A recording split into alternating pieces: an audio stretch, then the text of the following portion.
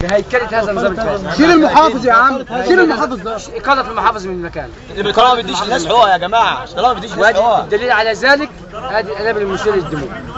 الدليل على ذلك. هناك أخوات آخرين ضرب في المستشفى والعلام على جسمهم من الضرب موجود. وأنا برضو مضروب هنا بس مش هعرف، مش هينفع. قنبلة يا باشا. لو ينفع، لو والله لو ينفع بقى بعد اذنك يا باشا.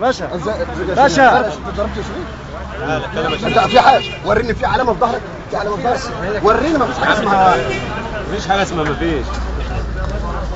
لا في واحد مضروب. ماشي بس مش واضحه. نروح للمستشفى. انت في حاجه من التعور في جسمك؟ طب اتكلم يا شريف. قول انا فلان الفلاني. انت ثانيه، مش كنت شغال انسان في الانتخابات؟ خلاص هو هيتكلم يا شريف. ماشي اتفضل. 1 2 3. شريف هاشم طاطا غيان مع ليسانس الشريعه والقانون. جينا هنا النهارده ومن يوم الاربعاء اللي فات عشان نطالب بحقوقنا. شيء مستفز جدا انك تلاقي واحد موظف شغال وبيقبض مرتب ومش مرتب قليل، وبيتكلم وبيعمل اضرابات وبيعمل اخصامات وبيقلب الدنيا، واحنا كخريجين قاعدين مش لاقيين شغل. نيجي للمحافظ، المحافظ يقول لك لا مفيش شغل.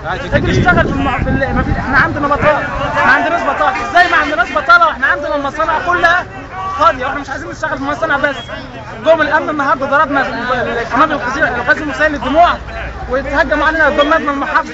حتى في 2 قاعدين عندنا في المستشفى خدتهم سياره الاسعاف ومش بالسياره، لا على رجليهم جري، لانه كان بينزف دم كبير جدا وفضلوا يجروا ورانا لحد قبل المستشفى العام بالقنابل المسيله للدموع. واحنا بنقول ان ده ما ينفعش ولازم المحافظ ياخد قرار حاسم، يا اما مش قادر يحمي منصبه يمشي ويسيب البلد. في محافظين كتير. فين احمد زكي عابدين؟ احمد زكي عابدين كان مخلي البلد دي، وقبل الثوره كان مخلي البلد دي في جنه بس.